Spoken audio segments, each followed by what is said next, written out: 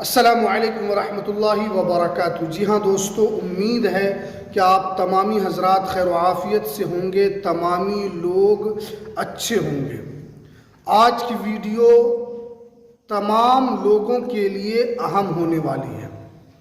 आज मैं आपको इस वीडियो के अंदर बताऊंगा कि एनआरसी, सीएए, एसआईआर ये क्या है और इसमें फ़र्क क्या है और इससे तमाम मुसलमानों को कितना घबराने की ज़रूरत है और ये कितना परेशान कुन एक मुसलमान के लिए हो सकता है।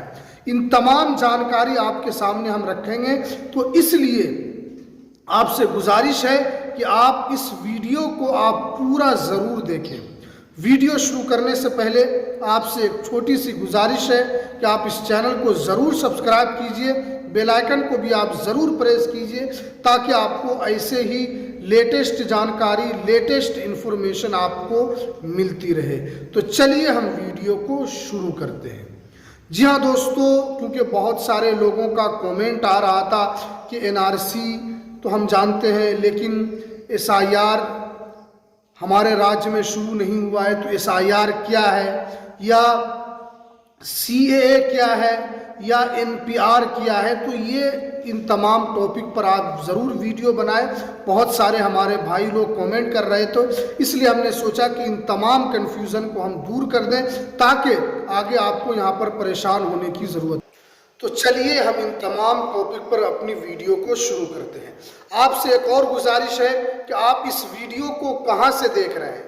आप एक मर्तबा ज़रूर कमेंट कीजिए किस राज्य से देख रहे हैं और किस ज़िले से आप देख रहे हैं। एक मर्तबा ज़रूर कमेंट कीजिए ताकि हमें भी पता चले कि ये वीडियो कहाँ कहाँ तक पहुँच रही है और इस वीडियो को यूट्यूब कहाँ तक रीच दे रहा है। सबसे पहले हम समझते हैं कि किसी भी देश के लिए सबसे ज़रूरी होता है कि उस देश की सुरक्षा, उस देश के अंदर रहने वाले जितने भी व्यक्ति हैं उसकी पूरी जानकारी सरकार के पास होनी चाहिए। सबसे पहले हम ये समझते हैं कि किसी भी देश के अंदर कितने नागरिक हैं और उनकी क्या पैदाइश है और वो किस जाति से आते हैं, इसकी जानकारी हर देश वाले अपने सरकार के पास रखते हैं।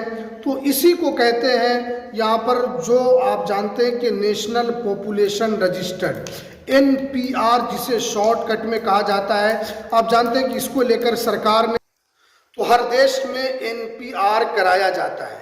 इसी तरह भारत सरकार ने भी एनपीआर को लेकर ऐलान किया है कि 2027 से पूरे भारत के अंदर एनपीआर को शुरू किया जाएगा।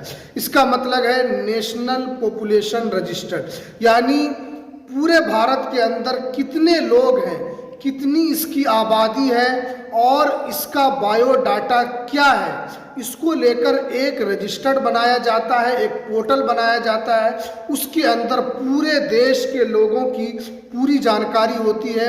इसका मतलब यही होता है कि देश की तरक्की के लिए कितने महिला हैं, कितनी पुरुष है, किस जाति के हैं, उसी के ज़रिए से फिर भारत सरकार की जो भी योजनाएं होती है उसी के हिसाब से उनको आरक्षण भी मिलता है, उसको वितरण भी किया जाता है। किसकी कितनी आबादी है उसी हिसाब से उसको आरक्षण भी दिया जाता है। कितने जनरल है, कितनी ओबीसी है, कितने एससी एसटी है, ये तमाम चीज़ें उसी एनपीआर के अंदर यहाँ पर किया जाता है, नेशनल पॉपुलेशन रजिस्टर्ड में। ये तो आपको समझ में आ गया होगा कि एनपीआर क्या है। उसके बाद जो दूसरा है वो एनआरसी है।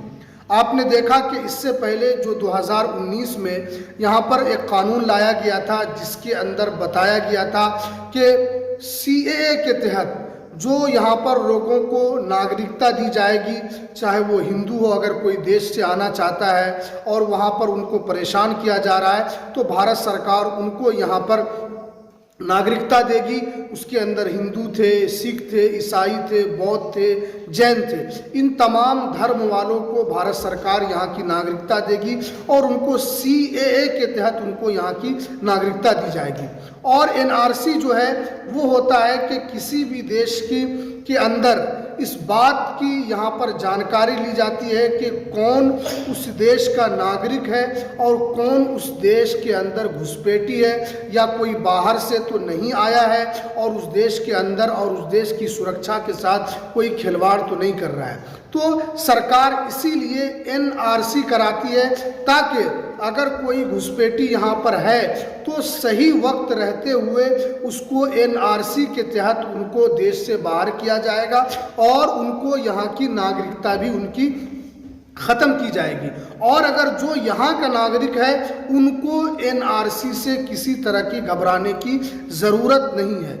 लेकिन पिछले कुछ दिनों से जब से एनआरसी का नाम आता है तो उसकी वजह से सिर्फ और सिर्फ एक तरीके से मुसलमान को टारगेट किया जाता है कि मुसलमान एनआरसी के तहत उनको बाहर भगा दिया जाएगा, उनको दूसरे देश में डिटेन कर दिया जाएगा या अपने ही देश के अंदर उनको डिटेन सेंटर में रखा जाएगा।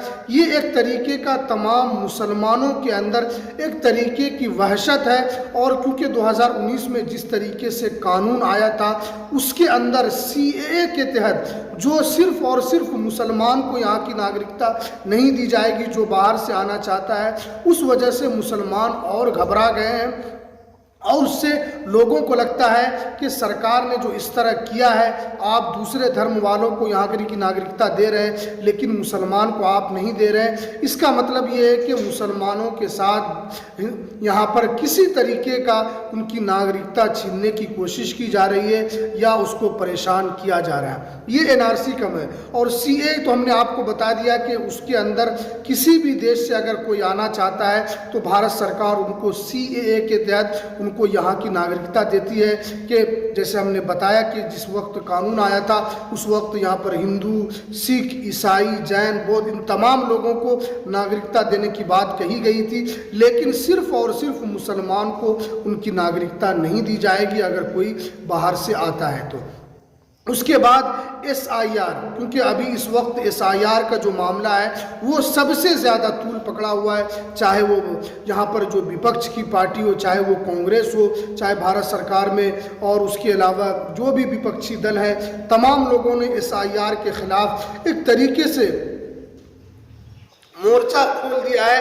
क्योंकि बिहार के अंदर जिस तरीके से एसआईआर की प्रक्रिया को अपनाया गया और जितने बड़े पैमाने पर लोगों के नाम को काटा गया, अब लोगों को आशंका है कि एक तरीके से भारत के अंदर बहुत सारे लोगों को नाम काटने की प्रक्रिया शुरू हो रही है और भारत के अंदर बहुत सारे लोगों को उसकी नागरिकता से, उनके वोट से उनको वंचित करने की कोशिश की जा रही है और उसके ऊपर इल्ज़ाम लगाया जा रहा है कि आप यहाँ के नागरिक नहीं हैं, आपने गलत तरीके से वोटर लिस्ट में नाम ऐड करा लिया है। हालांकि जो चुनाव आयोग है उन्होंने साफ साफ कहा है कि जो योग्य नागरिक हैं, जो योग्य मतदाता है, उनका नाम लिस्ट से बाहर नहीं किया जाएगा। लेकिन बिहार में जो अपनाया गया प्रक्रिया, इससे मुसलमानों के अंदर घबराहट है।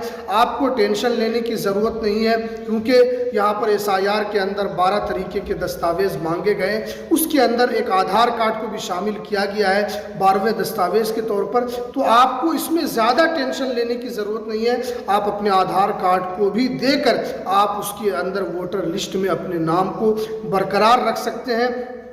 क्योंकि एसआईआर भी हमेशा 2003 में हुआ था, उसके बाद फिर से ये किया जा रहा है ताकि योग्य जो व्यक्ति हैं, जो वोट देने का जिनको अधिकार है वो तो वोट दे ही रहे हैं, लेकिन जो गलत व्यक्ति है, जो बाहर से आकर कोई दस्तावेज़ यहाँ पर बनाकर वोट दे रहा है, उनको असल यहाँ से बाहर निकालना है, उनका नाम वोटर लिस्ट से काटना।